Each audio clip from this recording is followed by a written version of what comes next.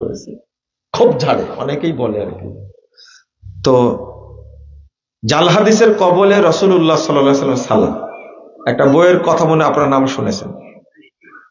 এই বইটা 13 সালেই প্রকাশ পায় এবং 13 সালেই, এইটা 2013 সালেই কোন আল্লাহর এক বান্দার মাধ্যমে জেলখানায় বন্দী ফাঁসির আসামি আল্লামা দেলোয়ার হোসেন সাঈদ রাহিমাহুল্লাহর কাছে পৌঁছে।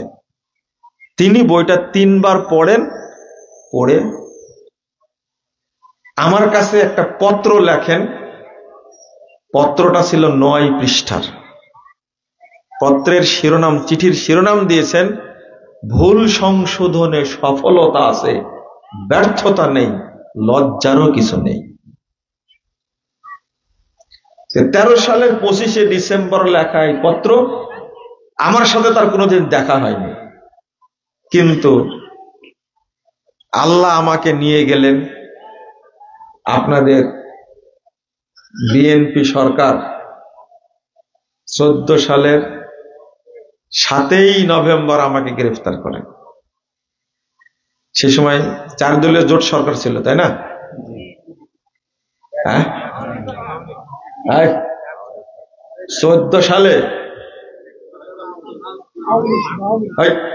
আওয়ামী লীগকে আমাদের গ্রেফতার করে মনে করছেন?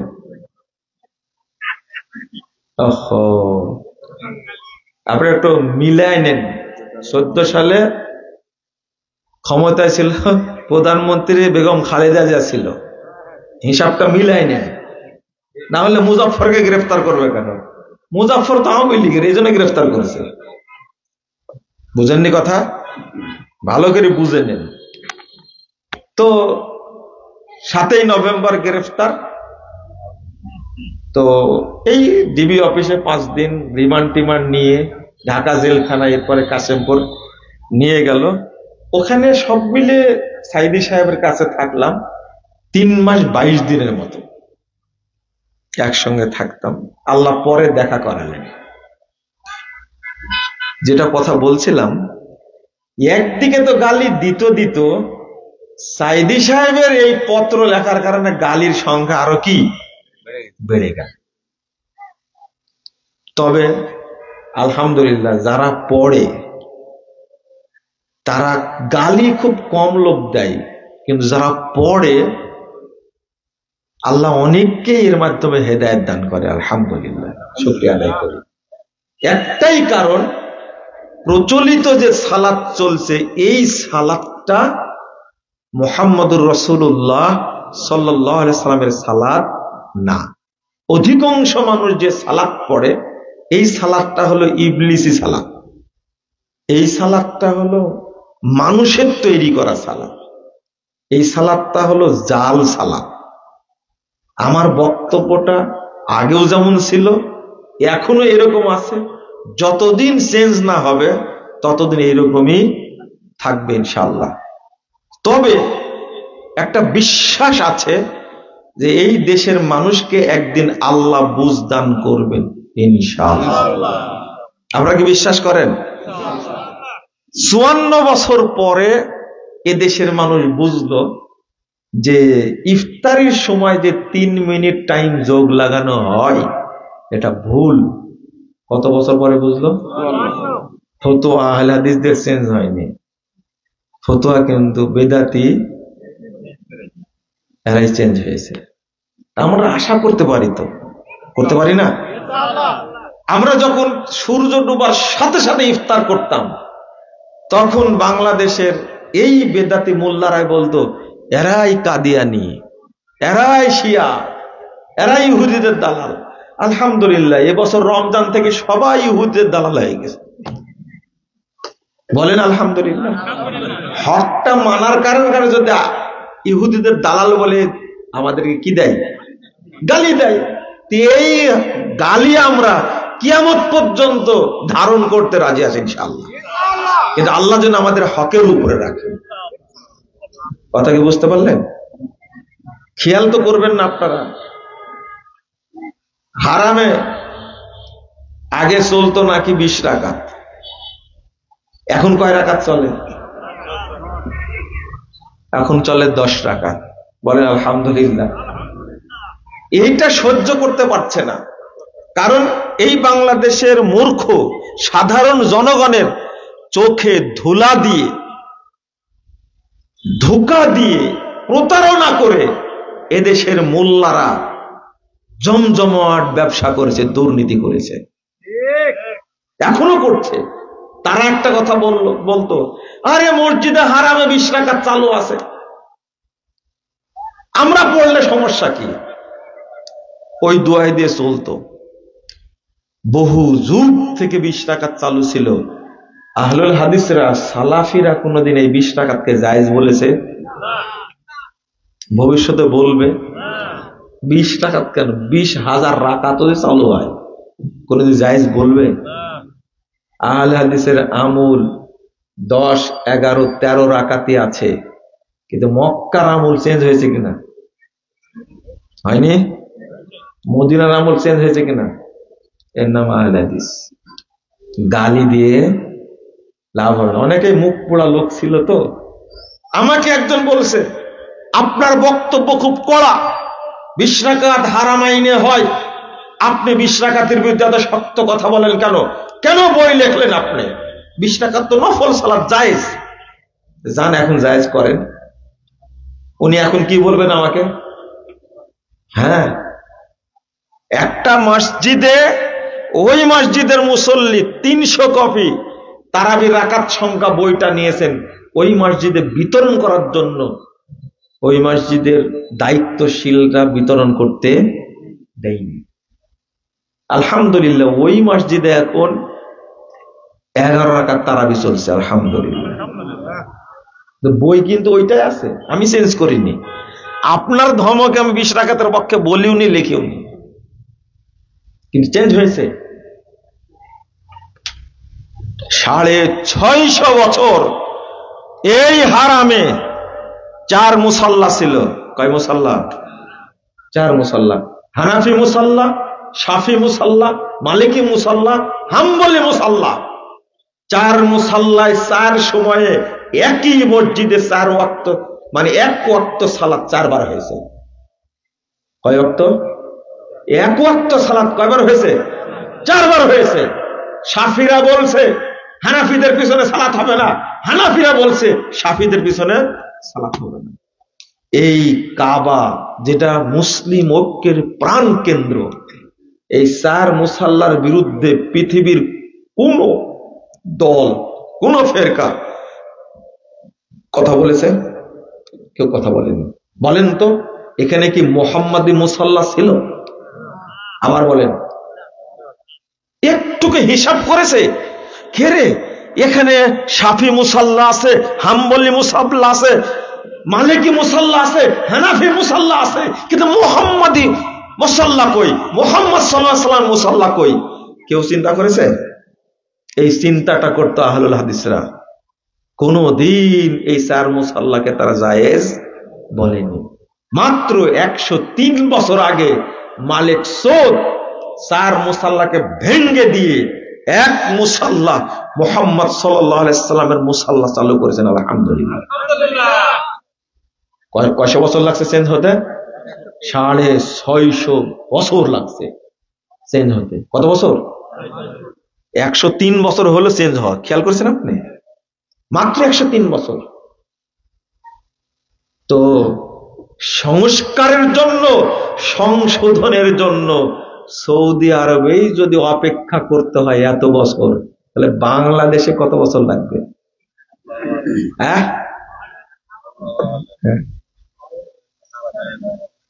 আপনারা আমার বক্তব্য বুঝবেন 10 বছর পরে ইনশাআল্লাহ।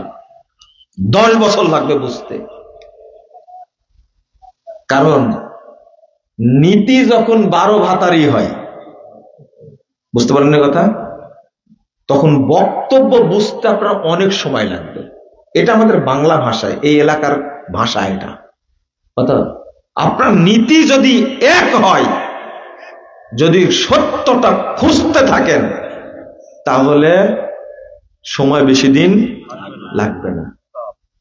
আপনি একবার কোথায় তবলিগ, একবার আওয়ামী লীগ, একবার ছাত্রলীগ, একবার যুবলীগ, আর একবার কি নারী লীগ, নারী লীগ। এইরকম চরিত্র যদি থাকে, আহলে হাদিসদের চরিত্র কয়টা? একটা না, আপনাদের মধ্যে ঢুকে গেছে, বিভিন্ন রকম চরিত্র ঢুকে গেছে।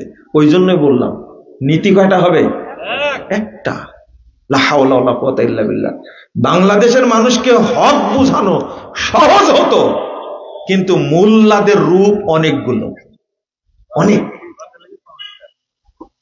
এই বইটার মধ্যে কোন জায়গাতে আহলে হাদিস হতে হবে আপনাকে এই কথা লেখা নাই, রেফারেন্স দেওয়া বলা আছে, দিও বলা আছে। কথাটাকে আমি বলেছি, আমার বলার কথা না তো। অতএব অপেক্ষা করেন, দাওয়াতি কাজ করেন, ধৈর্য ধারণ করেন, চেঞ্জ হবে ইনশাআল্লাহ, পরিবর্তন হবে ইনশাআল্লাহ। মানুষ গালি দেয় আর আমি তাদের জন্য দোয়া করি, আল্লাহ তুমি এদেরকে হেদায়েত দান করো, আল্লাহ তুমি তাদেরকে বুঝার তৌফিক দান করো। বিশেষ করে দোয়া করি তবলিগের লোকদের জন্য, খুব দোয়া করি। তারা দ্বীনের সাথে জড়িত মনে করে, অথচ তারা কুফুরের সাথে জড়িত। কুফুর মানে সুফিবাদ হলো কুফুরি মতবাদ। সুফিবাদ হলো কি? কুফুরি মতবাদ। আর এই সুফিবাদটাই তবলিগ প্রচার করে। তাদেরকে তো কুফুরটা বুঝাতে হবে, কিন্তু প্রথম আগে দোয়া করে নি, আল্লাহ তুমি এদেরকে হেদায়েত দান করো, আল্লাহ তুমি তাদেরকে বুঝার তৌফিক দান করো, এই কথাটা দোয়া করে। সালাতের কথাটা আহলে হাদিসরা কেন বেশি বলে, আকীদার কথা কেন বেশি বলে? মূল কথা হলো সালাত এমন একটা ইবাদত, এমন একটা ইবাদত, সমস্ত ইবাদতের ফাউন্ডেশন। যদি সালাত সঠিক হয়ে যায়, তাহলে অন্য কোন ইবাদতের হিসাব আল্লাহ নিবেনই না। তার দলিল রাসূলুল্লাহ সাল্লাল্লাহু আলাইহি সাল্লাম বলছেন, কয়েকটা হাদিস আসছে। তাবরানী আওসাতের 1859 নম্বর একটা হাদিস, আর ইমাম সদরুদ্দিন তিনি তার একটা হাদিসের গ্রন্থ তিউর রিয়াত 410 নম্বর হাদিস, সনদ সহিহ।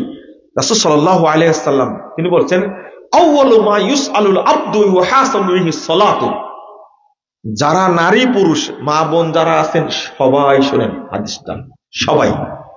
আল্লাহ রাসূল বলছেন, আউয়ালু মা ইউসআলুল আবদু ওয়া ইউহাসাবু বিহি সালাতু।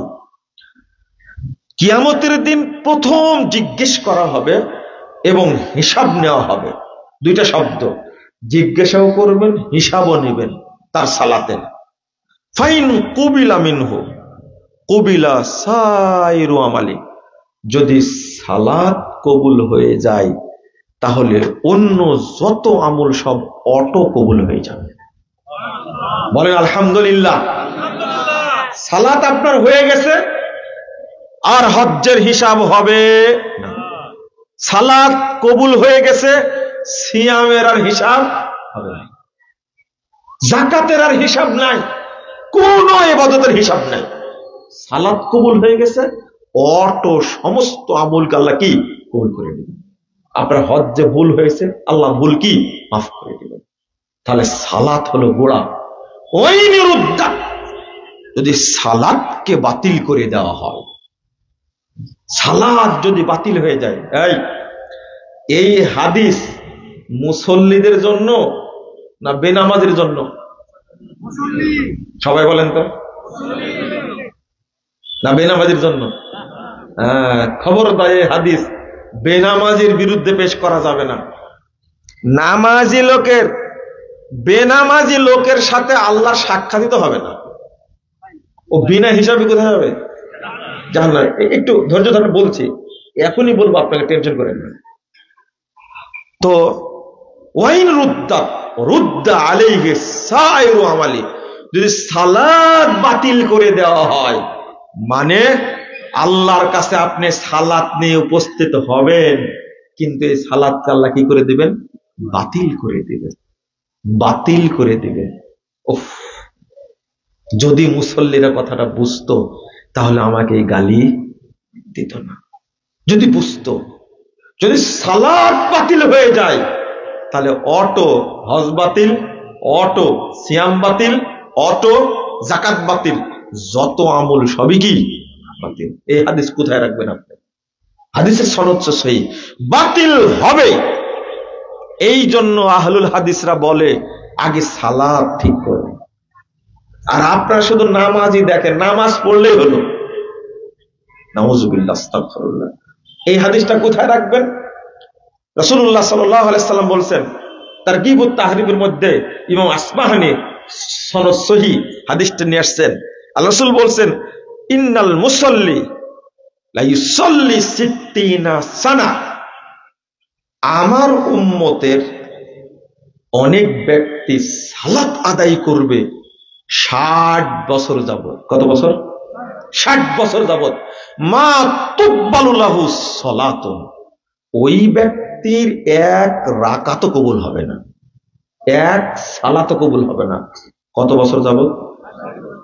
60 বছর যাবত সালাত পড়বে, কিন্তু কবুল আল্লাহ করবেন না। ওই যে ফাইন কুবিলা মিনহু, যদি কবুল হয়ে যায়, তাহলে আপনার বয়স 60 হয়ে গেছে, মানে সালাত পড়ার বয়স 60 হয়ে গেছে, কিন্তু দেখছেন কবুল হচ্ছে না।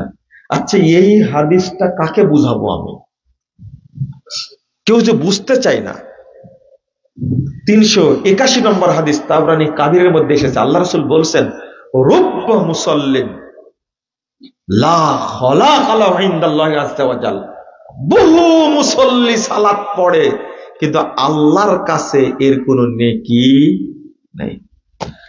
রাসূল সাল্লাল্লাহু আলাইহি সাল্লাম বলেছেন, রুব্বা মুসাল্লিন, বহু মুসল্লি সালাত আদায় করে, লা খায়রা ফি, কিন্তু তাতে কোনো কল্যাণ নেই। মানে কি নাই? কবুল হয় না। এই হাদিসগুলো আপনি কাকে বুঝাবো বলেন তো দেখি? যদি আপনারা না বুঝেন, আরেকটা হাদিস শোনেন, ইয়াতি আলান নাসিস জামান, মানুষের সামনে একটা যুগ আসবে, একটা সময় আসবে, ইস্তামিউন ওয়া ইসাল্লুনা ফিল মাসাজিদ, একটা সময় আসবে মানুষ দলে দলে মসজিদে যাবে, সালাত আদায় করবে, মসজিদ ভর্তি থাকবে মুসল্লি দ্বারা, ওয়া লাইসা ফীহিম মুমিন, কিন্তু কোন মসজিদে একজন মুমিন পাওয়া যাবে না। তাহলে এই সমস্ত মুসল্লির সালাত কি শুদ্ধ? বুঝেন না মনে কথা? তাহলে মসজিদ ভর্তি মুসল্লি থাকবে, বাট কোন মুমিন থাকবে না। তাহলে যে ব্যক্তি প্রকৃত মুসল্লি, তার কি ঈমান নাই মনে করেছেন? মুসল্লি যিনি হবেন, প্রকৃত মুসল্লি, তার সালাত কবুল হবে না? দুর্ভাগ্য। তাহলে আমি এই হাদিসটা দিয়ে শেষে বুঝাতে চাইলাম আপনাদেরকে যে মুসানদ ইবনে আবি শাইবার মধ্যে এসেছে 30,992 নম্বর হাদিস। আপনি যদি চিন্তা করেন তাহলে কি ওই মুসল্লি আমি নাকি? আমি তো 60 বছর যাবত সালাত পড়ছি, তাহলে কি আমার সালাত কবুল হচ্ছে না? আচ্ছা, আমি তো বহুদিন থেকে সালাত পড়ছি, তাহলে কি আমার নেকি হচ্ছে না? আমি কি সেই মুসল্লি নাকি? শুধু সালাত পড়ছি কিন্তু ঈমান নাই। আপনারা কখনো ভাবেন এটা? আমার প্রশ্ন বুঝতে পারেন না। কোনদিন কি ভাবনা আসছে আপনাদের মধ্যে এটা? তো মুসল্লি তো আমিও, তাহলে কি আমিও এইরকম যে আমার সালাত হয় না, আমার ঈমান নাই, আমার সালাত কবুল হয় না, আমার সালাত কিয়ামতের মাঠে আল্লাহ বাতিল করে দিবেন? এই চিন্তাগুলো আসা উচিত, বোঝা উচিত। এই হাদিসগুলো হিন্দুদের জন্য না আমাদের জন্য? আমাদের। বেনামাজির জন্য এই হাদিস? আরে বেনামাজি নামাজই পড়ে না, ওর সালাত কবুল হওয়া না হওয়া কোন প্রশ্ন আসে? লা হাওলা ওয়ালা কুওয়াতা ইল্লা বিল্লাহ। কি বলেন আপনি? ও তো নামাজই পড়ে না, ওর সালাত কবুল হওয়ার কোন দরকার প্রসঙ্গ আছে? বলেন তো, যে লোক কোনোদিন ওযু করেনি তার ওযু ভাঙবে? তাহলে ওই চিন্তা আপনি করছেন কেন? যে বেনামাজি তাকে নিয়ে আপনারা তর্ক করেন, যে বেনামাজি তাকে নিয়ে আপনি খুব দ্বন্দ্ব করেন। কেন? তার জানাজা পড়া যাবে না, ইমামের চাকরি থাকবে না, কত বড় নামাজি হয়েছে দেখেনি। আপনি কার দেখবেন? ইমামের উপরে ঝাড়ি দিয়ে ইমামের চাকরি বাতিল করে আপনার শাস্তি আপনি কমাতে পারবেন? আপনার দাপট কয়দিন? আরে ফেরাউন এতদিন বেঁচে তাই টিকতে পারেনি। 2081 সাল পর্যন্ত মিশন ঘোষণা করে তাই টিকতে পারেনি। আর আপনি 2 দিনের চটি মাস্তান, আর আপনি বলেন ইমামের চাকরি বাতিল করে দেব। ওই দাবি আল্লাহ যে আপনাদেরকে স্বৈরাচারের বিচার দেখাইছে, এজন্য শুকরিয়া আদায় করেন না আপনারা? আপনার লজ্জা করে না? শরম করে না? কত বড় বড় মাস্তান দেখলেন আপনারা। আজকে পত্রিকায় শিরোনাম করেছে 2 মাস্তানের জ্বালায় ঢাকা জেলখানার বন্দিরা নাকি অস্থির। পড়েছেন আজকে শিরোনামটা? কে পড়েছেন? পড়েননি কেউ শিরোনামটা? আপনি ভালো হয়ে যান। শোনেন, বেনামাজির জানাজা অনেক পরে, ওকে গোসল করানোই যাবে না। 1, বেনামাজিকে কাফন পরানোই যাবে না। 2, 3, বেনামাজির জন্য গোরস্থানে কবরই কাটা যাবে না, কবর খোঁড়াই যাবে না। আর জানাজা তো অনেক পরে, আপনার শরম নাই, লজ্জা নাই? মরার পরে জানাজার জন্য যত পিড়াপিড়ি আপনি করছেন, মরার আগে কোনোদিন ওকে বলেছেন এই নামাজ পড়, না হলে তো জানাজা হবে না? কিন্তু বলেছেন আপনি? এখন পিড়াপিড়ি করেন কেন? এই জন্য তো বক্তব্যে বলি আমি যে বাপ নামাজ পড়তো না, আপনি এই বাপকে গোসল করায়া কাফন পরায়া মসজিদের সামনে এসে হাজির করেছেন জানাজা পড়ার জন্য। আগে বিচার আপনার করবেন আল্লাহ। ওই কাফের জানাজা মুসলিম কেন পড়বে? ওই মুশরিকের জানাজা কেন পড়ে মুসলিম? আপনি নিয়ে আসলেন কেন আপনার বাপকে? আপনার মাকে নিয়ে আসলেন কেন আপনি? আপনার তাকে স্মরণ করার কথা, বিচার আগে আপনার হবে। আপনি কাফেরকে নিয়ে আসলেন কেন? আচ্ছা, বেনামাজি একটা মুশরিক, কাফের, মুরতাদ। বেনামাজি কি? মুরতাদ। বলেন তো কি? মুরতাদ। এই লোকটাকে আপনি যে কাফন পরাইছেন, গোসল করাইছেন, এই মুরতাদকে যদি 1 কোটি বার গোসল করান, ও পবিত্র হবে? তাহলে আপনি তাকে নিঃসন্দেহে মুসলমান মনে করেছেন। আপনি এটাই তো প্রথম ভুল কথা। মুসলিম মনে করলেন কেন? সালাত আর যাকাত, সালাত আর সিয়াম এক না, সালাত আর হজ এক না। হজ 5 বছর পরেও করা যায়। হজের বদলা আছে, যাকাতের বদলা আছে। বাপ যাকাত দিয়ে যায়নি, বেটা যাকাত দিবে। বাপ সিয়াম পালন না করে মারা গেছে, বেটা সিয়াম পালন করবে। বাপ হজ করতে পারেনি, বেটা তার হজ করবে। কিন্তু সালাতের কোনো বদলা হয়? শরম কোথায় গেছে আপনার? আপনি এত বোকামি করেন কেন? আরে লা হাওলা ওয়ালা কুওয়াতা ইল্লা বিল্লাহ। আপনি চিন্তা করছেন একজন ব্যক্তি 60 বছর যাবত নামাজ পড়ে। কয় বছর যাবত? এদিকে তাকান, এদিকে তাকান। 60 বছর যাবত নামাজ পড়ে একজন ব্যক্তি, কিন্তু আজকে সে জহরের সালাতটা পড়তে পারেনি, ইচ্ছা করে পড়েনি। জহরের সালাতের টাইম হয়েছে 12টা 4, আপনার এলাকায় 12টা 5-এ। 12টা 5-এ টাইম হয়েছে, আর আসরের টাইম হয়েছে 3টা 32-এ। আসরের টাইম হয়েছে 3টা 32-এ। শোনেন, আপনি ইচ্ছা করে জহরটা পড়েননি আজকে, কিন্তু সালাত পড়েন কত বছর যাবত? 60 বছর যাবত। আজকে পড়েননি, আপনি ইচ্ছা করে জহরটা ছেড়ে দিয়েছেন। হয় আড্ডা মারছিলেন, গল্প করছিলেন, বোকামি করছিলেন। এখন 3টা 32 বেজে গেছে, মানে আসরের টাইম হয়ে গেছে। বলেন তো এখন আপনি কি করবেন? উত্তর দেন, কি করবেন? আব্দুল সামাদ ভাই বলছে আসর পড়বো। আপনার কি করতে হবে? এটাই উত্তর। আবার রেজিস্ট্রেশন করা লাগবে। আবার কি করতে হবে? নবায়ন না, রেজিস্ট্রেশন করা লাগবে। রেজিস্ট্রেশন বুঝেন তো কি? হ্যাঁ, ইসলাম কি হয়ে গেছে? থামেন, ধৈর্য ধারণ করেন। আপনি মনে করেন না আমি দলিল না দিয়ে যাব, বক্তব্য শুনেন। এর উপরে আমি 1 ওয়াক্তর কথা বললাম। কয় ওয়াক্ত? 1 ওয়াক্ত ইচ্ছা করে ছেড়ে দিতে 60 বছর যাবৎ সালাত, এখন তাকে কি করতে হবে? আবার কালেমা পড়ে তওবা করে এখন আসর পড়তে হবে। জহর আর জহর নাই। এখন ইমাম ইবনে উসাইমিন রাহিমাহুল্লাহ বলছেন, এখন যদি লোকটা 1000 বারও জহর পড়ে কোনো লাভ নাই, কারণ এখন তার উপরে কি নাই? জহর নাই। এখন ইসলাম গ্রহণ করেছে, এখন কি করবে? লা হাওলা ওয়ালা কুওয়াতা ইল্লা বিল্লাহ। কথা কত কড়া এবং কঠিন। আর একটা বিষয়ে সবাই একমত, যে নামাজ পড়ে না তাকে হত্যা করতে হবে, এ বিষয়ে কারো দ্বিমত নাই। ভালো করে শোনেন কথাটা। আপনি নাকি আলেমদের উদ্ধৃতি দিবেন, আসে না পুতব, আপনাকে আসে না পুতা বলেন। বেনামাজিকে হত্যা করা লাগবে, এ ব্যাপারে কারো দ্বিমত নাই।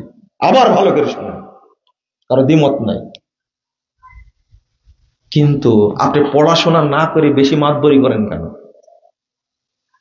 কথাগুলো আগে বলেন, বেনামাজির শাস্তির আগে বলেন, তারপরে বেনামাজির পক্ষ নেন আপনি।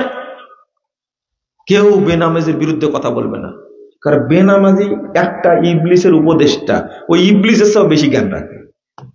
এই বদ বলবে কি জানেন? নামাজ না পড়লে ইমান ঠিক আছে, ওকে বলতে হবে আমার জুতাও ঠিক আছে। একে তো কাফের, আর একদিকে সালাতকে ব্যঙ্গ করেছে, ইমানকে ব্যঙ্গ করেছে, আরো ডবল কাফের হয়ে গেছে, মুরতাদ। আচ্ছা শোনেন, এখনো কি করবে? কালেমা পড়বে, তাই না? এই যে ছাত্রদের পরীক্ষা হচ্ছে, এখন পরীক্ষা হচ্ছে না? কয়টায় শুরু হয়েছে? 10টায়। শেষ হয় কয়টায়? 1টায়। আপনি হলেন হল সুপার, বুঝছেন? আচ্ছা, হল সুপার না, আপনি হলেন বোর্ড চেয়ারম্যান। কিসের? বোর্ডের চেয়ারম্যান।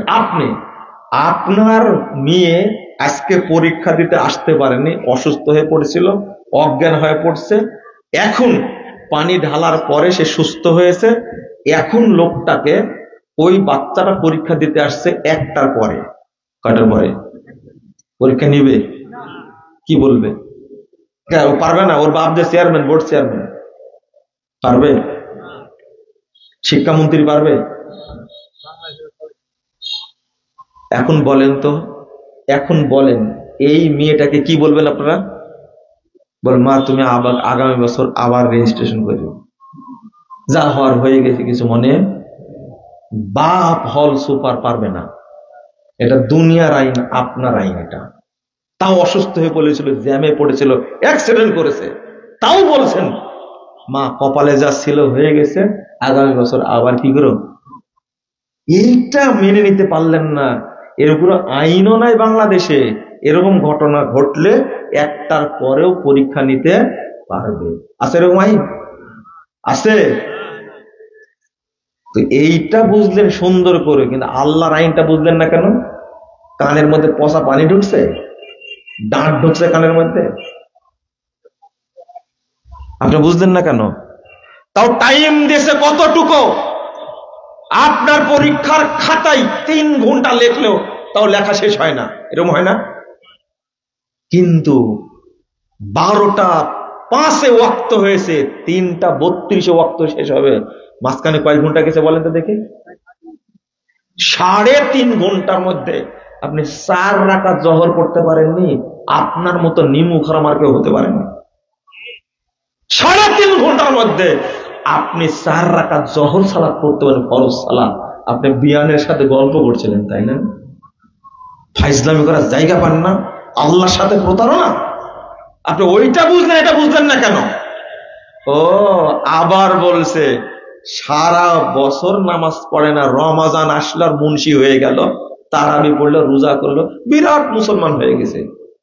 যে সারা বছর নামাজ পড়ে, রমাজানে পড়ে, এ কি? হ্যাঁ, না না না, এটা তো আপনাদের ভাষা।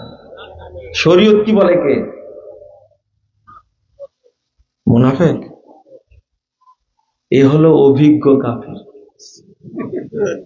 ট্যালেন্ট কাফের। কত বড় বদনসিব! রমাজানে পড়তে পারলো, রমাজান গেছে, সালাতো কি গেছে, ওকে মুনাফিক বলা যাবে? এক ওয়াক্ত হাদিসটা আগে বলে কি লাভ হলো? 551 নম্বর হাদিস আর আহাদিসুল মুখতারের মধ্যে এসেছে, লা তাতরুকান্না সলাতান মাকতুবাতান মুতাআম্মিদান, এই একটা সালাত ইচ্ছা করে ছেড়ে দিও না। ফাইন্নাহু মান তারাকা সালাতান মাকতুবাতান মুতাআম্মিদান ফাকাদ খরাজা আনিল মিল্লাহ, যে ব্যক্তি এক ওয়াক্ত সালাত ইচ্ছা করে ছেড়ে দিবে ওই ব্যক্তি ইসলাম থেকে খারিজ হয়ে গেল।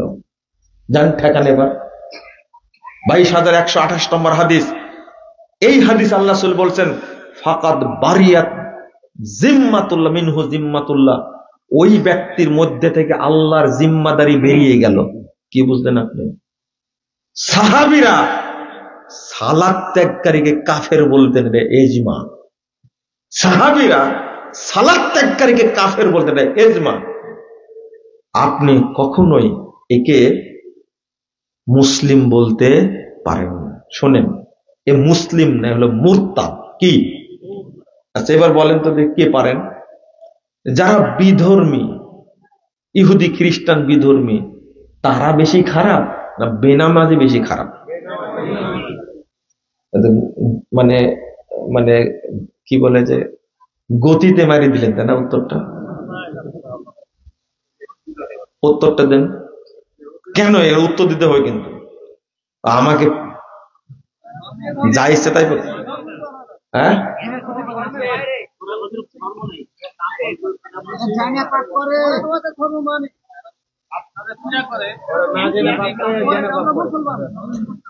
তাহলে আপনারা নাকি আমার বক্তব্য শুনেন না তো? এই উত্তরটা কারোই হয়নি। দেন তো উত্তর দেন তাড়াতাড়ি। হ্যাঁ, সবচেয়ে খারাপ, তাই না? লেন এবার মনে মতো ইহুদিরা বেশি খারাপ, বেনামাজি সারা বেশি খারাপ কারা? ইহুদিরা। উত্তর দেন।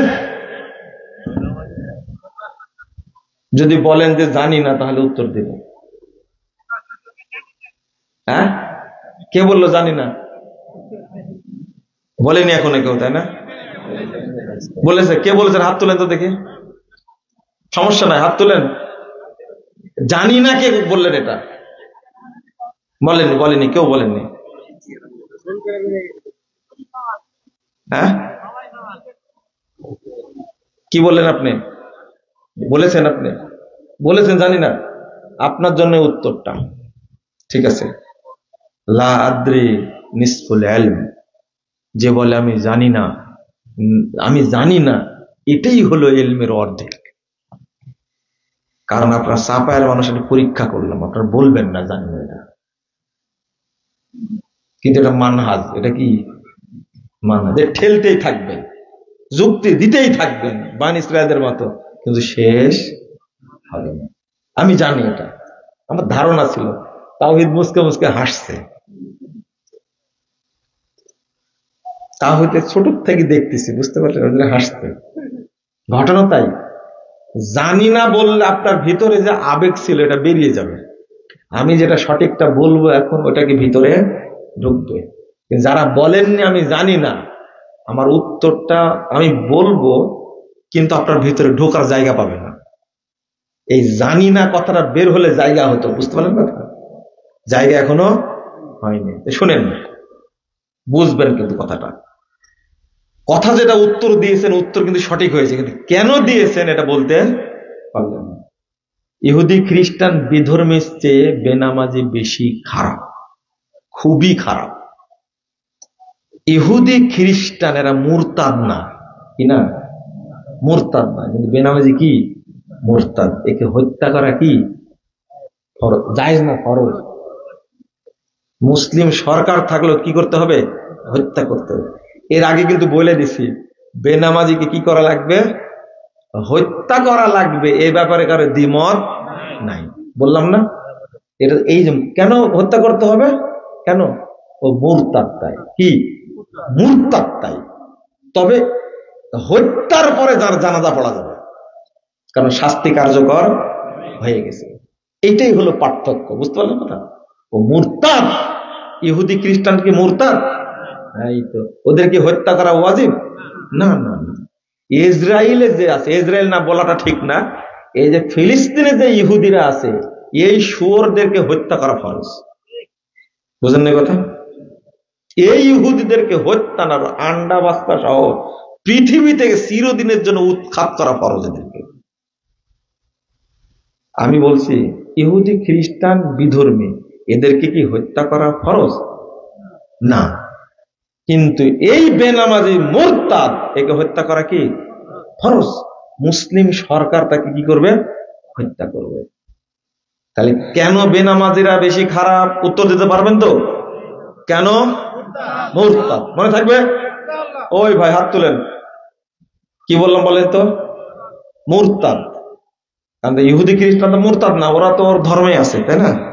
আর এ কি ধর্ম কি করেছে? সালাত পড়ে না, মানে ধর্ম কি হয়ে গেছে? ত্যাগ হয়ে গেছে। আর ওকে আপনি জানাজা করার জন্য ফিতনাবাজি করছেন। আপনি ওকে গোরস্থানে দাফন করা যাবে না, কি করবেন তাহলে? না না না না, হলো না, হলো না, জঙ্গলে ফেলে দিতে হবে। হলো না, কুকুর পোতা করে পড়তে হবে, তা উত্তর হলো না। জানি না, এই দেখা বলেছে। মাশাআল্লাহ, কত যে কষ্টে বললেন কথাটা, জানি না। সাহাবীরা বলতেন কত সুন্দর, আল্লাহু ওয়া রাসূলুহু আ'লাম। এটা বৈশিষ্ট্য। না জানলে চুপ থাকতে হবে, আর জানলে বলতে হবে। কিন্তু আপনার ঠেলতেই থাকবেন। যাক বলেছেন, আমরা জানি না কি বলছিলেন যেন কথাটা। পড়তে হবে, কিভাবে পড়তে হবে?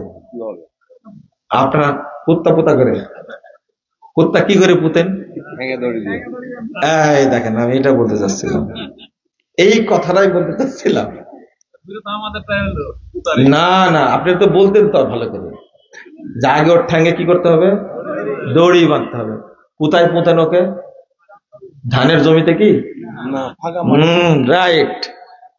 এটাই সালাফরা বলছেন, এই বেনামাজিকে ওই জঙ্গলে নিয়ে যেতে হবে। কত বড় খারাপ দেখছেন, কুকুর মারা গেলে আশেপাশে পুঁততে পারবেন, তোকে পোতা যাবে না, তোরে জঙ্গলে নিয়ে যেতে হবে।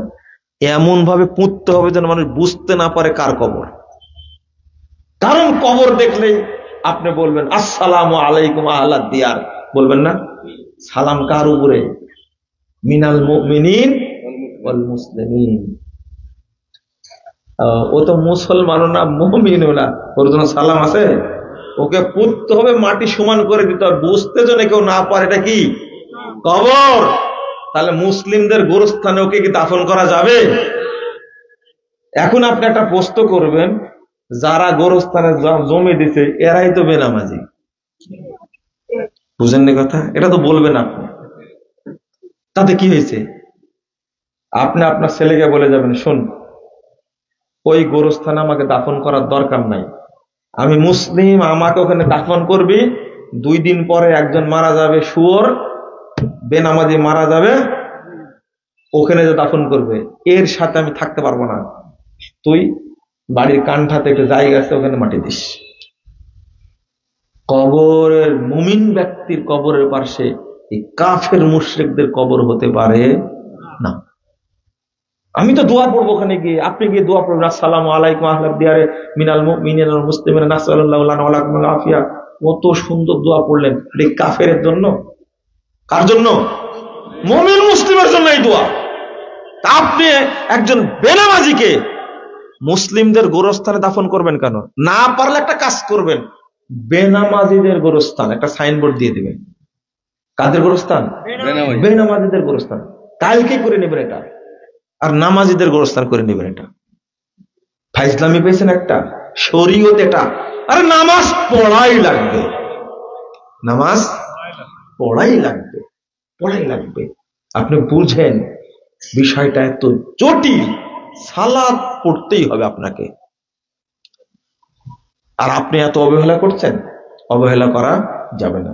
1 2 নম্বর হলো, অনেক কথা বলে ফেলেছি তাই না? 1 ঘন্টা কয় মিনিট হয়েছে কেবলে, শোনেন। 2 নম্বর বিষয় হলো, বলেন জোহরের সালাত কয়টায় পড়েছেন আজকে? 1টা 10। 12:50, 11:30, 1:15, মাশাআল্লাহ। এদিকে শুনেন, টাইম হলো 12:10 নাকি 12:05? 1:00 পড়লেন কেন? এটা কাট টাইমে পড়লেন। এদিকে তাকান, নিজেরা পাকামো করেন না, এদিকে তাকান। কাট টাইমে পড়লেন, মাতব্বরের টাইম। মাশাআল্লাহ, উত্তর একবার পারফেক্ট হয়েছে। আপনাকে খুঁজছে বাংলাদেশ, মাতব্বররাই করছে, তাই না? মাতব্বররা যদি ভাগ নিতে পারেন কিয়ামতের মাঠে, নিয়েন, অবশ্যই আপনাকে জবাব দেওয়া লাগবে। আপনি মাতব্বরি করেন শুক্রবারে গিয়ে, বাকি দিনে মসজিদে খোঁজ নেন আপনি?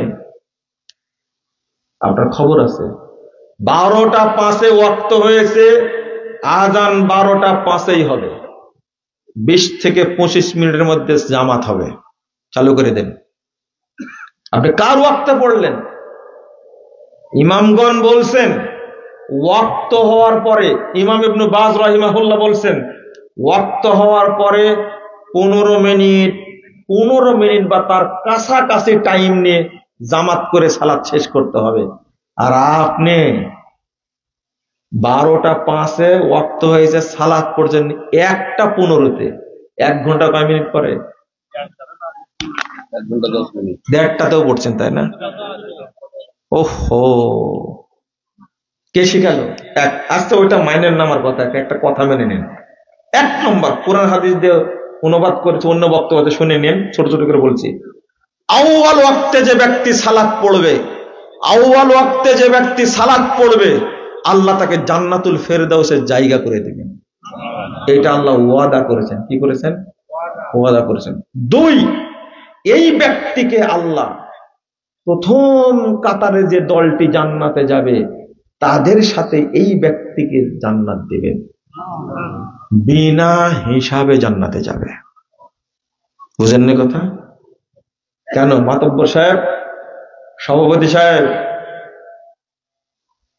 আপনার এত দাপট কেন? সালাত পড়েন মুসল্লিরা, এই দায়িত্ব আপনি নিলেন কেন? একজন বলছে মানুষ মাঠে গেছে আর 12:05 আজান দিবে, মানুষ মাঠ থেকে সালাত আদায় করবে। আমি বললাম সালাতের জন্য মাঠ না, মাঠের জন্য সালাত। এক ব্যাংকার বলছে আপনি যে কি বক্তব্য দেন, অফিস শুরু হয় 10টায়, 12:05 নামাজ পড়লে কাজ হয়? কাজের জন্য অফিস না অফিসের জন্য কাজ? ব্যাংকের ম্যানেজার হা করে তাকা থাকে, মনে হয় যে নামাজ ওর কাছে কি বুঝা না, নামাজ ওর পিস পিস ঘুরে বেড়াবে মনে হচ্ছে, ওর কাছে কাজটা আগে। আপনি তো মূর্খ একটা, আপনি এই ধরনের উদাহরণ দেন কি করে? আপনি কেমনে উদাহরণ দেন এটা? আগে নামাজ। একজন ব্যক্তি ঘুম থেকে উঠার পরে প্রথম পরিকল্পনা হবে 5 ওয়াক্ত সালাত আমি আজকে কোন জায়গায় জামাতের সাথে পড়ব। প্রথম পরিকল্পনা এটা। আপনার কিসের অফিস, কিসের কাজ? আর একদিন কাজ না করলে আপনি কি ইসলাম থেকে বেরিয়ে যাবেন? বুঝেননি মনে কথা? কিন্তু সালাত না পড়লে, ওই যে পরীক্ষার কথা বললাম না, এই পরীক্ষা 1 বছর দিতে পারলেন না, পরীক্ষা আপনার একটা হলো না, কিন্তু আপনার ঈমান চলে গেছে কি? বুঝেননি কথা? আপনার ঈমান চলে গেছে। আর যে পরীক্ষা বর্তমানে চলছে, এই পরীক্ষা দেওয়ার না দেওয়া কি সমান? কারণ যারা দেয় না তারাও চুরি করে, যে ডিগ্রি অর্জন করে তারাও চুরি করে। যে যত বড় ডিগ্রিধারী বাংলাদেশের, সে যত বড় চিট বাটপার, আপনি জানেন এটা? তত বড় দুর্নীতিবাদ বাংলাদেশে। তো এই পরীক্ষা দেওয়ার সাথে সালাতের কি সম্পর্ক? বুঝতে বললেন কথা? তুমি ঢাকা বিশ্ববিদ্যালয়ে অনার্স মাস্টার্স করছে, কত গর্বের সাথে বলছে কত বাংলাদেশ সবচেয়ে বড় চোর। এই শিক্ষার দাম আছে? আমি যেটা বলতে চাচ্ছিলাম, আপনার কি মাথায় ঢুকছে? আপনি কেন অজুহাত দিচ্ছেন যে মাঠ থেকে মানুষ এই সালাত পড়বে? আর মানুষ বুঝবে, আগে থেকে বুঝবে 12:05 কি আপনার 10টায় অফিস করতে হবে। কে বলেছে আপনাকে? আপনি অফিস চেঞ্জ করেন না? রমাদানে যখন সময় আসে অফিস কয়টা থেকে করে? 9টা থেকে অফিস করেন। সারা বছর করলে কি সমস্যা আপনার? আপনি রমাদানে স্বার্থে করতে পারেন, 5 ওয়াক্ত সালাতের স্বার্থে করতে পারেন না? সব রমাদান মুন্সি, শুধু রমাদান নামাজ পড়ে, বাকি বছরে কি পড়বেন না। কেউ শুধু জুমা পড়ে, বাকি সপ্তাহে পড়ে না। এর হলো বোকা কাফেরেরা। লা হাওলা ওয়ালা কুওয়াতা ইল্লা বিল্লাহ। আগে সালাত আপনি পড়লেন 1টায়, উত্তর দেন এবার আপনার ওয়াইফ পড়েছে কয়টায়? 2:30। মাশাআল্লাহ, 2:30টায়। দেখছেন? আপনারা কি এটা জানেন যে সালাত দেরি করা পড়া একটা মুনাফিকের আলামত? হ্যাঁ, আপনার না জামাত শর্ত, আপনার না মসজিদ শর্ত, আপনাকে না আজান দিতে হয়, কিন্তু আপনার ওয়াইফকে, ওর কি জামাত শর্ত, মসজিদ শর্ত, আজান শর্ত? আপনার ওই 2:30টায় পড়ে কেন? আপনার ওয়াইফ সালাত পড়ে 2:30টায় পড়লো কেন? ওকে কি বলতে পেরেছেন রে শোনো 12টা 5-এ ওয়াক্ত হয়েছে, আগে সালাত তুমি পড়ে নাও, এরপরে তুমি ঝাড়ু দাও, এরপরে থালা বাসন মাজো, এরপরে রান্না করো, এরপরে তরকারি কাটো। আমার কথা মনে বুঝলেন না, তাই না? কেউ যদি না বুঝে, একজন বোন যদি বুঝে সালাত আমাকে আউয়াল ওয়াক্তে পড়তে হবে, আমি তার জন্য দোয়া করব, আল্লাহ তুমি তাকে জান্নাতে মা আয়েশা, মা খাদিজার সাথে থাকার ব্যবস্থা করে দাও। কেন পড়বেন না? আপনার এত ব্যস্ততা 2:30টার দিকে পড়তে হবে মানে? বলেন। আমি ওই মা বোনকে বলছি, আপনার স্বামীর কবরে কি আপনি যাবেন নাকি? না আপনার কবর আপনার স্বামী যাবে? স্বামীর ঘরে খাটতে যে আপনি মুনাফিক হচ্ছেন কেন? বুঝেননি কথা? 6টা আলামত আছে মুসল্লি মুনাফিকের। মুসল্লি কিন্তু মুনাফিকের কয়টা আলামত? 6টা। তার মধ্যে একটা তাখিরুস সালাত, সালাতকে যে 2 নম্বর হলো যে সালাত মসজিদে পড়ে না সে কি? জামাতে পড়ে না সে কি? মুনাফিক। 3 নম্বর যে ব্যক্তি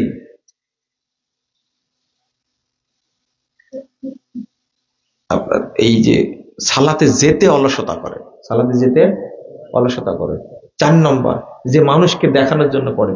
5 নম্বর যে খুব ঝটপট আল্লাহকে সময় দেয় না, খুব ঝটপট সালাত করে দৌড় দেয়। 6 নম্বরটা হলো যে রুকু এবং সেজদা কাকের মতো ঠোকায় আর মোরগের মতো ঠোকায়। এই অভ্যাসগুলো তো আমাদের মধ্যে নাই, তাই না? সবার মধ্যে আছে।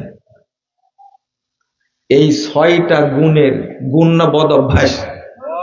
এই বদ অভ্যাসে তার মধ্যে একটা পাওয়া যায়, সে মুনাফিক মুসল্লি। সে কি? মুনাফিক মুসল্লি। ও ইচ্ছা করেন আগামীকালকে মসজিদ সভাপতি সেক্রেটারির সাথে বসবো, সালাত পড়বো, আমরা টাইম দিয়ে দেন, আমরা আসর পড়তে পারি সঠিক টাইমে, ফজর পড়তে পারি সঠিক টাইমে, আমরা কেন জহর সঠিক টাইমে পড়তে পারবো না? বলতে পারবেন না? এটা কেন বলবেন না? বলেন। হাজী সাহেব আপনার উপরে আমার খুব রাগ, আপনি হারামে গেলেন, সালাত পড়ে আসলেন, জহর কয়টায় পড়ে আসলেন? 2:30টায়, 12:15 পড়ে আসছেন। আজান দেওয়ার কতক্ষণ পরে জামাত হয়? 15 থেকে 12 মিনিট পরে সালাত হয়। আপনি কি শিখে আসলেন? শুধু জমজমের পানি আর খেজুর খায় পেট ভর্তি করে আসলেন, তাই না? কিছু নিয়ে আসেন ওখান থেকে? তসবিহ নিয়ে আসছেন তো, হস্তে রেখে আসছেন। আলহাজ নিয়ে আসছে, হ্যাঁ, আর আলহাজ নিয়ে আসছে। ও হাজী সাহেব ভুল হচ্ছে, আপনার ভুল হচ্ছে, হাজী সাহেব ভুল হচ্ছে। আপনি এসে বলবেন ইমাম সাহেব কি? ইমাম সাহেব শোনেন ঘটনা কি বলেন তো। আমরা এখানে 1:30টায় সালাত পড়ি, কিন্তু মক্কায় আজান দিলেও দেখলাম 11:55-তে আজান দেয়, 12:05-এ সালাত মারি দিল। ঘটনা কি বলেন? বলেছেন কোনদিন? আর গপ্প মারাচ্ছেন, এই দেখলাম, ওই দেখলাম, এই দেখলাম, এগুলো গপ্প শুনবে মানুষ? আপনি বলবেন এসে। একজন হাজিকে জিজ্ঞেস করছে, মুনাজাতি হাজি, কি হাজি? মুনাজাতি হাজি জিজ্ঞেস করছে, হাজি সাহেব মুনাজাত দেখলেন? মুনাজাতে হাজি কি উত্তর দিতে জানেন? বাবা ওরা খুব ব্যস্ত, সালাম ফিরায়া ইমাম দৌড় দেয়, ওর মোনাজাত কখন করলো, মানে ও স্বীকার করবে না যে মোনাজাত নাই। এ লোকের নাম রাখছে কি জানেন? মোনাজাতি হাজি। ও মোনাজাত নিয়ে আসতে গেছিল, দেখতে গেছিল মোনাজাত করে কিনা, ওর উত্তর নাই তো। আসলে কাবার ইমামকে সে ইমামই মনে করে না। ও মনে করে কি জানেন? কাবার ইমামকে মনে করে যে আমার দেশে যে বুগদাদি কায়দা পড়া 46 বছরের ইমাম আছে, এটাই হলো পৃথিবীর শ্রেষ্ঠ ইমাম। কাবার ইমাম কি জানে? ইমাম যেমন জাহেল, মুক্তাদি তেমন কি জাহেল বানাইছে। আপনি এইগুলো বলেন কি করে? আপনি সেখানকার অবস্থানটা বলেন, ইবাদতের অবস্থানটা বলেন, তা বলবেন হারামে দেখছি সবাই বসে আছে, সব সালাতের পরে পুরো মসজিদে বসে সবাই তেলাওয়াত করছে। আপনি এই কথা কোনদিন বলেছেন? কোনদিন বলবে না হাজি। হাজি বলবে দেখতে গেছিলাম কাবা জাদুঘর, সেই কাবার কত যুগ আগের সেই কি বলে যে হাজরে আসওয়াদের পাথরের যে খাপটা রেখে দিয়েছে, অমুক অমুক তমুক এটা সেটা গল্প করছে, কিন্তু ইবাদতের কোনো গল্প করবে না হাজি সাহেব। হজ করতে গেছিল মনে করছেন আপনি? টাকাই হারাম, হজ তো রেখেই গেছে বাংলাদেশে। সবার কথা বলছেন, আমাকে মাফ করে দিবেন, আমাকে মাফ করে দিবেন। আমার কথা একটু বুঝেন। সালাতে টাইম চেঞ্জ করতে হলে কিছু সাহসী মুসল্লি লাগবে। কি লাগবে? সাহসী মুসল্লি। আপনারা পারবেন? শোনেন, যে কোনো সুন্নাহ প্রতিষ্ঠা করতে হলে আপনাকে ঝুঁকি নিতেই হবে, ঝুঁকি নিতেই হবে। কোন সুন্নাহ আপনি ঝুঁকি ছাড়া প্রতিষ্ঠা করতে পারবেন না। আপনার একটা মাদ্রাসার নাম শুনছেন, দারুল হুদা, শুনছেন তাই না? গেছেন তো মনে হয়, তাই না? ওখানে আজকে 12টা 4-এ আজান হয়েছে জহরে। কথা বুঝতে পারলেন? সারা বছর আজান হয় সাহারি। কিসের আজান? সাহারি আজান। তো আমাদের ওখান থেকে থানাটা হলো 8 কিলোমিটার দূরে, 8-9 কিলোমিটার দূরে হবে থানা। তো ওসি সাহেব একদিন বলছে যে আচ্ছা আপনারা নাকি মানে রাত অর্ধেক হলে আজান দেন। আমি বললাম যে আপনার কোনো সমস্যা? না, আমার সমস্যা না, মানুষ এসে বলে তাই। যাদের সমস্যা তারা তো বলেন না, আমার এলাকার মানুষ তো বলেন। আপনার কি সমস্যা? আপনি কি বুঝতে পারলেন কথা? সমস্যা এলাকার মানুষ না, সমস্যা কোথাকার? 8 কিলোমিটার দূরে। 8 কিলোমিটার দূরে ওখানে আজানের শব্দ যায়। এলাকার মানুষের কোনো সমস্যা নেই, আশেপাশে গ্রামের কোনো সমস্যা নাই। সমস্যা কার? ওসির। সমস্যা কার? আপনার কোনো সমস্যা? না, আমার কোনো সমস্যা নাই। আপনার এলাকার মানুষ বলে আমাদের এখানে আজান হয়। কিসের আজান? তাহাজ্জুদের আজান। কই চলছে, কারো তো সাহস হয়নি এসে বলা যায় মহসিন সাহেব আপনি আজান দিন কেন এখানে রাত্রিতে? কেউ তো বলে না। এলাকার মানুষ মেনে নিয়েছে, এটা সুন্নাত পালন করছে। বাহির এলাকার লোকের লাফায় কোনো লাভ আছে? কিন্তু এই সাহসটা একজনকে কি নিতে হয়েছে। সাহারির আজান সুন্নাত, দিতে হবে। বুঝেননি কথা? দিতে হবে। দাও, এই তুমি কালকে থেকে আজান দেবে। ফজরের আজানের 1.5 ঘন্টা আগে আজান দিয়ে দিবে। বুঝেননি কথা? চলছে, একদিনও বন্ধ হয়নি, আলহামদুলিল্লাহ, একদিনও বন্ধ হয়নি। করেন তো দেখি পারেন কিনা। এত বুদ্ধিমান লোক থাকলে হয়? সাহসী লোক থাকা লাগে। কি লাগবে? সাহসী লোক। আজান দিয়ে আপনি একবার শুরু করতে পারলে, সুন্নাহটা চালু হলে আউয়াল ওয়াক্তে সালাত যদি এলাকার মানুষ পড়ে, যা নেকি হবে সম্পূর্ণ নেকি, সমপরিমাণ নেকি আল্লাহ আপনার আমলে দিবেন। এটা হলো ফজিলত। এটা সুন্নাত প্রতিষ্ঠা করার ফজিলত। ওই ম্যাও ম্যাও করা লোক যেটা ম্যানমেনি লোক থাকলে কোনদিন জোরে আমিন বলার সুন্নাত চালু, কুরবানি করার সুন্নাত চালু হতো না এই উপমহাদেশে। কুরবানির ঈদকে কি ঈদ বলেন বলেন তো দেখি? বকরা ঈদ কেন বলেন? গরু খাও, ইতিহাস জানো না। বকরা ঈদ কেন? বকরা ঈদ কেন? বকরি ঈদ, তাই না? বকরি ঈদ কেন? এই উপমহাদেশে কখনো গরু জবাই হতো না। এই বকরি জবাই হতো, এই জনের নাম কি? বকরি ঈদ। এখন কিন্তু এখনকার বাচ্চা কাচ্চা জানবে না এটা। এই বকরি ঈদ চালু ছিল একজন ইমাম আব্দুল ওহাব মুলতানি রাহিমাহুল্লাহ, কত বড় সাহসী ব্যক্তি। গরু কুরবানি জায়েজ, গরু কুরবানি শরীয়ত, মারি দিছে, কুরবানি করে দিছে। অভিযোগ দিয়ে দিল রাজ্য সরকারের কাছে যে এক মৌলবী গোমাতা কি মাকে কি করেছে? গরু জবাই করে দিয়েছে, গরু জবাই করে ফেলেছে। রাজ্য সভায়, মিটিং এ, সংসদে পাশ হয়ে গেলে কি জানেন? অভিযোগ দিলে গ্রেফতার করার জন্য। কিন্তু আমাদের ইচ্ছা ছিল যে এই মাটিতে যেন গরু জবাই না হয়। যেহেতু জবাই হয়ে গেছে, নিষিদ্ধ করে আর লাভ। এই যে শুরু হলো গরু জবাই করা, এখনো চলছে। বলেন আলহামদুলিল্লাহ।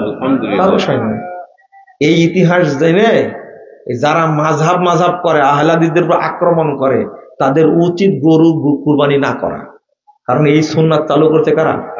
আহলাদিসরা। এই সুন্নাত চালু করতে কারা? আহলাদিসরা।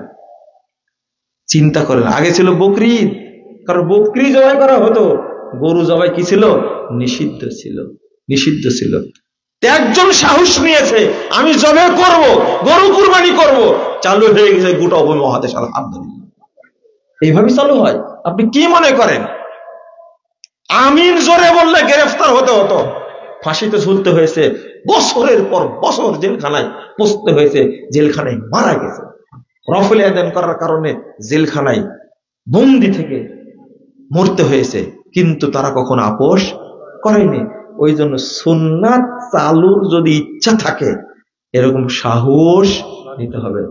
সরকারের ভয়ে যদি আহলে হাদিসরা 3 মিনিট দেরি করে আজান দিত, তাহলে এই ভুলটা বাংলাদেশের মানুষ বুঝতো না।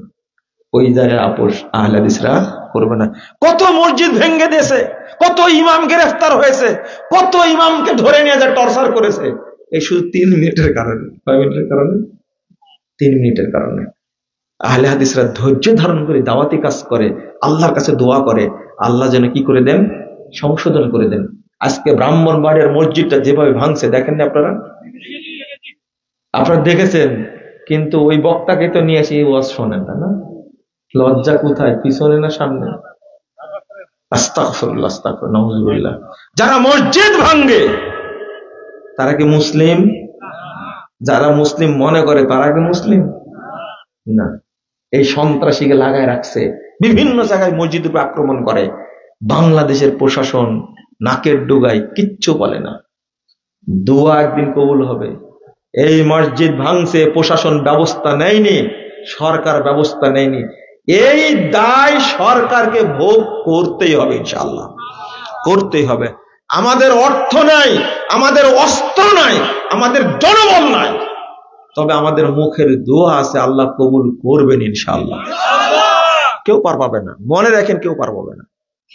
খুব দোয়া করতাম জেলখানায় বসে, বুঝতে পারলেন? খুব দোয়া করতাম। মাজলুম আলেমরা জেলখানায় আছে, আমরা সব আলেমকে আলেম মনে করি, বুঝতে পারলেন? কিন্তু যারা এই যে বেদাতি, তারা আহলে হাদিসদেরকে আলেম মানা তো দূরের কথা, ওরা মুসলিমই মনে করে না। এত বড় বেয়াদবের বেয়াদব এই মোল্লারা মনে করে, বলে আহলে হাদিসরা ইহুদিদের দালাল, আহলে হাদিসরা হলো জারদ সন্তান। নাউযুবিল্লাহ। হাই বেকুব, জারদ সন্তান কার? হাই, জটিল ব্যাপার তো। কেমনে বললো বলেন? তুমি যে একটা মহিলাকে ধর্ষণ করলে 1 ঘন্টা করে, আর একটা বিয়ে দিল, সাথে সাথে নিয়ে এলো, তোমার ধর্ষণে যে বাচ্চাটা হলো কার? ওই বেকুব, জারুর সন্তান কাকে বলবে? হিল্লা কি জায়েজ না হারাম? আর তার একটু গাজীপুরে একটা মহিলাকে ধর্ষণ করলো একজন ইমাম, দেখেননি আপনারা? গাজীপুর ধর্ষণ করলো 1 ঘন্টা করে, আবার ওই লোকটা বিয়ে করলো। এই বেকুব, ওই মহিলার পেটে বাচ্চা হলে এই বাচ্চাটা কি হবে? হিল্লা প্রথা যাদের মধ্যে চালু আছে, যারও সন্তান তাদেরই হয়েছে। তুমি আহলে হাদিসে যারও সন্তান বললো, তুমি ভুল করলে। এই মুখে আর আটকাতে পারবে না। এই যে বলে দিছে হিল্লা, আটকাতে পারবা না। আর আহলে হাদিসদেরকে তুমি কেমনে কথাটা বললে? আর এই দেশের হুজুরদের স্বভাব, ভাইরাল হুজুরদের স্বভাব, আহলে হাদিস মসজিদ ভাঙলো, কিন্তু কোন এই তথাকথিত যে আপনাদের দুলাভাই যেগুলো আছে এর বিরুদ্ধে প্রতিবাদ করেছে কেউ? আরে ভাই, জামাত ইসলামের আমির শুনেন, প্রথম আলোতে একটা কুত্তার কার্টুন ছাপাইছে ঈদের টাইমে। জামাত ইসলামের আমির সাহেবের ডক্টর শফিকুর রহমানের চোখ এত তীক্ষ্ণ, ওই কুত্তাই তার চোখ পড়েছে, জাতির কাছে ক্ষমা চেয়েছে। ডক্টর শফিকুর রহমান সাহেব, আহলে হাদিস মসজিদ ভেঙ্গে দিল, আপনি একটা ইসলামী দলের আমির, আপনি কোনো কথা বললেন না কেন? কুত্তার দিকে চোখ পড়লো, আহলে হাদিস মসজিদের চোখ পড়লো না আপনার? মামুনুল হক সাহেব হেফাজতের লোক, এই হেফাজতের মহাসচিবের বাড়ি হলো ব্রাহ্মণবাড়িয়া। মহাসচিব সাহেব, আপনার চোখ যায়নি এখনো? আপনি বিজ্ঞপ্তি দেন বড় বড়, বিশাল বিশাল হেফাজতের পক্ষ থেকে এই প্রতিবাদ সেই প্রতিবাদ, না আপনারা ভাঙালেন? আপনি কোথায় যাবেন? মসজিদ ভাঙছে, কথা বলতে এটা মসজিদ বলতে চায় না এরা। আর বাংলাদেশে ইসলাম প্রতিষ্ঠা করবেন, তাই না? কোন ইসলাম? মন্দির পাহারা দেন আর মসজিদ ভাঙেন। আপনারা মুসলিম? কে বলেছে মুসলিম আপনাদেরকে? হ্যাঁ, লা হাওলা ওয়ালা কুওয়াতা ইল্লা বিল্লাহ। কেন মন্দির পাহারা দেন? বদলা দিল না? মন্দির পাহারা দিয়েছে, আর কয়েকদিন পরে সাইফুল ইসলাম আইনজীবী, একটা নিরপরাধ আইনজীবীকে যেভাবে হিন্দুরা হত্যা করলো, দেখেন আপনারা। হয়েছে যেমন আপনি পাহারা দিয়ে তেমনি দিয়েছে একবারে। ওই যে এখন দিচ্ছে ইন্ডিয়ায়, মুসলমানদেরকে দিচ্ছে। মোদি কি শুরু করেছে? আপোষ কার সাথে করতে হয়? আমার দেশে আছে, বসবাস করছে, করুক। আমরা কি তাদের গির্জা ভাঙতে গেছি? যাবে কেন? কারা ভাঙতে চাই গির্জা? মসজিদ ভাঙ্গে, মসজিদের ব্যাপার কোনো কথা বলেন না, গির্জা পাহারা দেন আর দরুদ পড়েন গির্জায় গিয়ে, তাই না? চিনেন না এদেরকে আপনারা? প্রফেসর ডক্টর মোহাম্মদ আসাদুল্লাহ গালেব আলেম না, তাই না? শেখ আব্দুল সামাদ সালাফি আলেম না? না রে, স্বীকার করবে কি করে? মামুনুল হক সাহেব জেলে গেছেন, মোহাম্মদপুর মসজিদে খুতবা দিয়েছে আলেমদের মর্যাদার উপরে। খুতবা দেওয়ার কারণে আমাকে ডিবি নিয়ে গেছে, এক হোটেলে বসায় আমাকে এত টর্চার করেছে। মামুনুল হক এই ওই এই এটা সেটা বলছে। আমি একটা আলেম, কাজী ইব্রাহিম সাহেব আলেম, আলেমের পক্ষে কথা বলবো, আমি কোন রাজনীতি করি? কি বলেন? কিন্তু ডক্টর গালেবের মতো এত বড় একজন আলেমকে গ্রেফতার করে আব্দুল সামাদ সালাফি চেয়ারে বসে সালাত আদায় করেন, সেই সময় চিনি না আপনাদেরকে? এই থলের বিড়াল সম্পর্কে কেউ জানে না? ইসলামী মূল্যবোধের সরকার নাম দিয়েছিলাম, কে তাকে গ্রেফতার করলো? 10টা মামলা দিয়েছে, এক টানা কয়দিন রিমান্ডে রাখছিলেন তাকে? লা হাওলা ওয়ালা কুওয়াতা ইল্লা বিল্লাহ। আপনারা হিসাব করেননি? আমরা ক্ষমা করতে পারি কিন্তু ভুলে যেতে পারি না। এইটা করলেন কি করে? সবাই সমান রে ভাই, আহলে হাদিসদের কোনো বন্ধু নাই।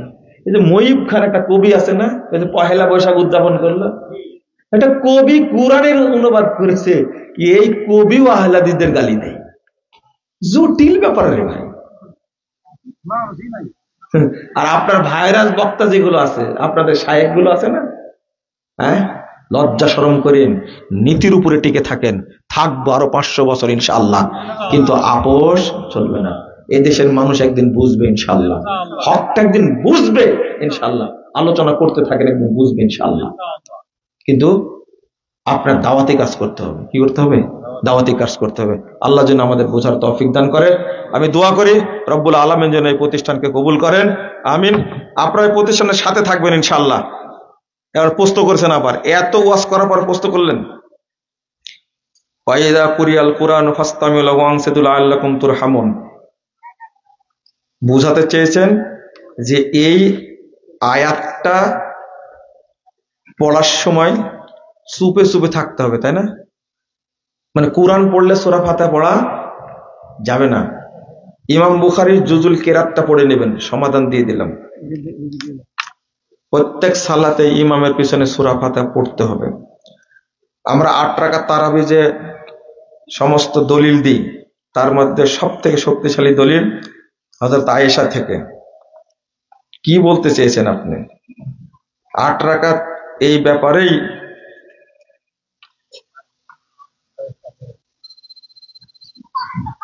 তো হাদিসটি যদি তারাবির যে 8 রাকাত এই ব্যাপারেই হয়, তাহলে ওমর জামানের যে 20 রাকাত তারাবি চালু হয়, তখন আয়েশা সেটা বিরোধিতা করলো না কেন? এই উমর রাদিয়াল্লাহু আনহুর যুগে 20 রাকাত চালু ছিল, এটা কে বলেছে? জাল হাদিস। মাশাআল্লাহ, বলে দিছে। ওমর রাদিয়াল্লাহু আনহুর যুগে 20 রাকাত চালু ছিল, কথাটাই তো ঠিক না। জি, আমার বাবার অনেক টাকা, কিন্তু তার ছেলে মেয়ের প্রয়োজনে খরচ করে না, আমার চিকিৎসার জন্য টাকা খরচ করে না, তাই ভাবছি সব টাকা তার কবরে দিয়ে যাব। এটা বাপকে বলবেন। আমার যথেষ্ট বয়স হয়েছে, কিন্তু আমার পরিবার বিয়ে দিচ্ছে না। টাকাই দেয় না, তো বিয়ে দেবে কি করে? বাপকে বুঝান আপনারা। আপনি বিয়ে করে নেবেন, কাজ করেন, কাজ করবেন। মেয়ের বিয়েটা কি বাপ লাগবে, ছেলে বিয়ে করতে পারে। আমাদের মসজিদের ইমাম কি জর্দা দিয়ে পান খায়, তা আপনি ইমাম নিয়োগ করলেন কেন? দোষ কি আমার? আমি টাকা দিই, তার পিছনে সালাত পড়লে আপনার সালাত হবে, কিন্তু জর্দাখোর এরকম ত্রুটিপূর্ণ ব্যক্তিকে ইমাম বানানো ঠিক হয়নি। আমার প্রশ্ন হলো, ফরজ নামাজের পরে সম্মিলিত মুনাজাত করা যাবে কি? এখনো ভূত আছে মাথায়? ভালো হয়ে যান, ভালো হয়ে যান। শোনেন শোনেন, অনেক উঠে গেছে, আরো উঠে যাবে। উঠে যাওয়ার আগে নিজে একটু লজ্জা পান।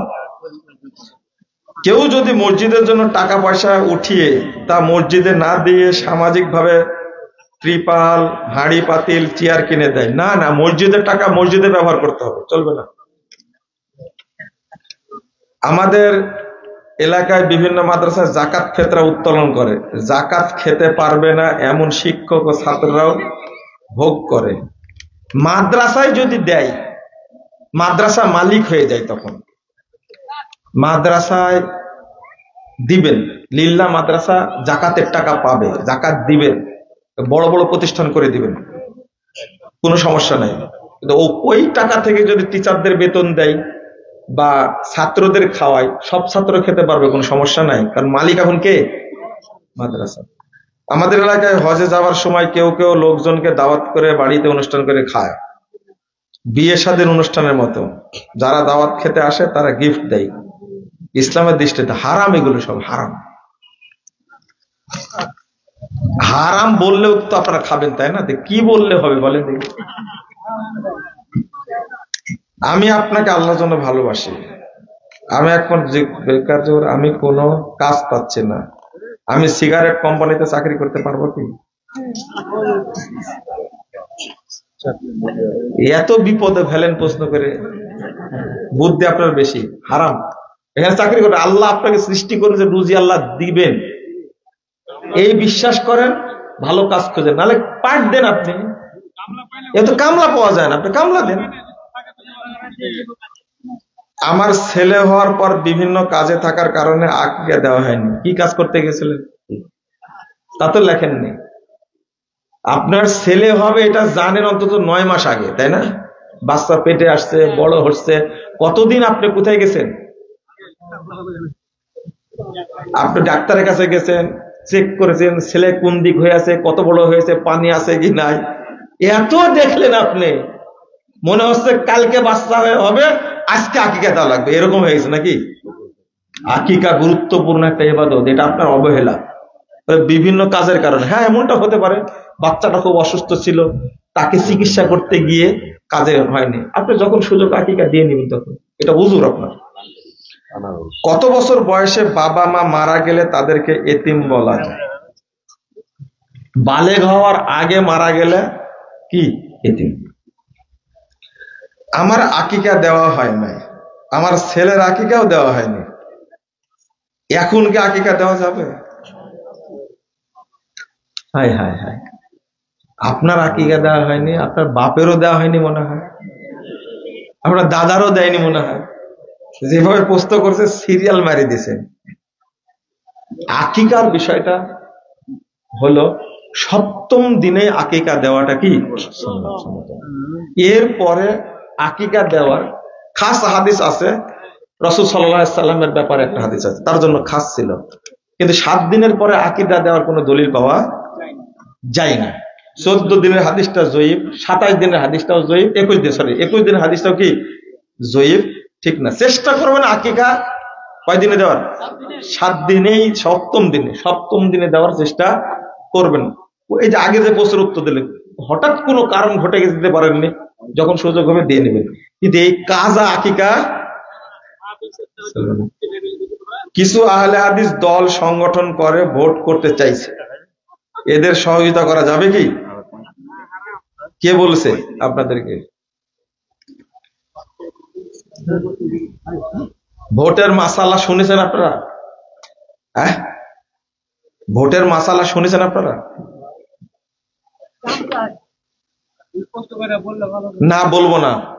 আমি একদিন সুন্দর করে বক্তব্য দিয়েছি, কথা বুঝতে পারলেন?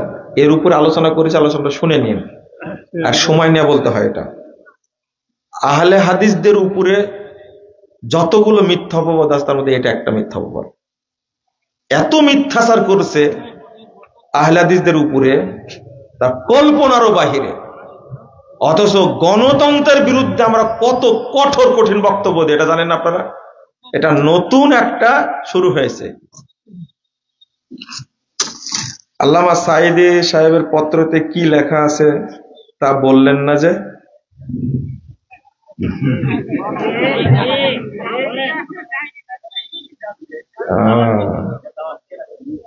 আপনারা তো পত্র দেখছেন, পড়েছেন। আমার কাছে আসার আগেই পত্র চলে গেছে, 9 পৃষ্ঠার পত্র। এখন পড়ে শুরু করবো নাকি? সারমাও বলেছে আপনাদের সালাত সংশোধন করতে হবে, শিরোনামটা বলে দিয়েছি তো। ভুল সংশোধনে সফলতা আছে, ব্যর্থতা নেই, লজ্জারও কিছু নেই। এই বইয়ের মূল বক্তব্যটা যেটা, 2টা লাইন, সেটা হলো যে এত নেকি থেকে আমরা বঞ্চিত হচ্ছি, এটা আমার জানা ছিল না। ব্যবসায়ী ভাই বোনদেরকে বলবো, আপনারা বইটি লক্ষ লক্ষ কপি ছাপিয়ে প্রত্যেকটা মানুষের ঘরে ঘরে পৌঁছে দিন। এক কথা লেখা আছে ওর মধ্যে। আর একটা কথা লেখা আছে যে শুদ্ধভাবে সহিভাবে সালাত আদায় না করলে কোনো আমলই কবুল হবে না। সেদিন একটা বক্তব্য দেখলাম, আমার একজন পাঠাইছে, যে কি যেন বক্তব্য, ভাষাটা হলো সালাত শুদ্ধ না হলেও হরতাল করে মিছিল করে কোনো লাভ হবে না। এদের একটা বক্তব্য আসছে না, সাঈদী সাহেবের বক্তব্য, এটা বহু আগে বলে গেছেন, এই কথাগুলো লিখছেন। জহরের ওয়াক্ত 12টা 5-এ শুরু হচ্ছে, ওয়াক্ত শুরুর সাথে সাথে আযান না হলে মসজিদে একাই অথবা কয়েকজন মিলে সালাত আদায় করা যাবে কি না। এটা যদি আহলে হাদিস মসজিদ হয়, তাহলে আপনাকে একটা পরামর্শ দিই, আপনি কমিটির সাথে কিছুদিন বলবেন, এটা কথা বুঝতে পারলেন কি? কিছুদিন বলবেন, 1 ঘন্টা দেরি করে সালাত পড়ার প্রশ্নই আসে না। বলেন আস্তে আস্তে কমান, 15 মিনিট কমান, আরো 15 মিনিট কমান, এই সময় নিয়ে তাদেরকে বুঝাবেন আগে। যদি কিছুদিন বুঝানোর পরে যে না মানে, আপনি যেটা বললেন একাকী সালাত পড়ে নেওয়া যাবে। আর তার জন্য চাইলে আপনি তাদের সাথে জামাতেও পরে পড়তে পারবেন। কিন্তু অন্যান্য মসজিদ, যেটা অন্যান্য মসজিদ বুঝছেন তো, যে আসর পড়ে সূর্য ডুবার একটু আগে, আর ফজর পড়ে কি সূর্য ওঠার একটু আগে, এই মসজিদগুলোতে আপনি ওয়াক্ত মোতাবেক নিজের সালাত নিজে পড়লেন বাড়িতে, এখন চাচ্ছেন তাদের সাথে জামাতে পড়বো, তাই না? কিন্তু তাদের আকীদা কি? আল্লাহ সর্বত্র, যে লোকটা বলতে পারে না আল্লাহ কোথায় আছে, তার পিছনে সালাত হবে না। বহু আগে ইমাম আবু হানিফা বলে গেছেন এই লোকটা কাফের। আল্লাহ কোথায়? যে বিশ্বাস করে আল্লাহ সর্বত্র বিরাজমান, এর পিছনে সালাত হবে না। যে বিশ্বাস করে নবী গায়েব জানতেন, নবী মরেনি, এর পিছনে সালাত হবে না। যে বিশ্বাস করে নবী নূরের তৈরি, এর পিছনে কিয়ামত পর্যন্ত সালাত পড়লেও হবে না। যে মাজার পূজারী পীরের মুরিদ, তার পিছনে সালাত হবে না। তা আপনি কার পিছনে সালাত জামাতে পড়তে চাচ্ছেন? বুঝেননি কথা? কত পরিষ্কার স্পষ্ট। এরকম সমস্যায় পড়লে আপনি আউয়াল ওয়াক্তে বাড়িতে একাকী সালাত পড়বেন। মুসনাদে আহমদের হাদিস 3601 নম্বর হাদিস, সনদ সহিহ। আপনারা বাড়িতে প্রয়োজনে সালাত আদায় করবেন, এটাই জামাত। এটাই কি? জামাত। ইবনু মাসউদ রাদিয়াল্লাহু আনহু বলছেন, দেরিতে যারা সালাত পড়ে ওইটা জামাত না। আউয়াল ওয়াক্তে একাকী পড়ছো, এটাই কি? জামাত। পরিষ্কার হয়েছে? তাহলে এরকম অবস্থায় আপনি যদি একাকীও সালাত পড়েন বাড়িতে, তাহলে আপনি জামাতের নেকি পাবেন। জাযাকুমুল্লাহ খাইরান, বারাকাল্লাহু ফিকুম। দোয়া পড়েন, সুবহানাকা আল্লাহুম্মা ওয়া বিহামদিকা আশহাদু আল্লা ইলাহা ইল্লা আনতা আস্তাগফিরুকা ওয়া আতুবু ইলাইকা। আসসালামু আলাইকুম ওয়া রাহমাতুল্লাহ।